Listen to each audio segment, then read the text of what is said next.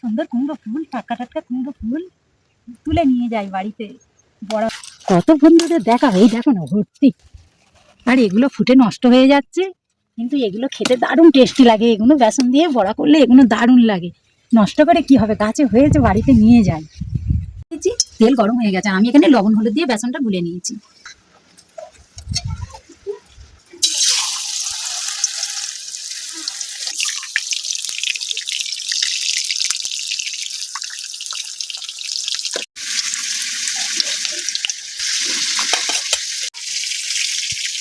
কুমড়ো ফুলের বড়া রেডি।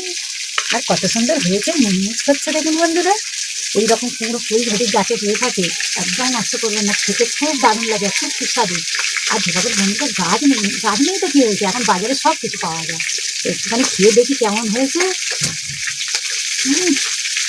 আওয়াজটা যাচ্ছে বন্ধুরা, আওয়াজটা পাচ্ছেন খুব সুন্দর। আমি কিন্তু কিছুই দিইনি, শুধু একটু বেসন নুন হবে।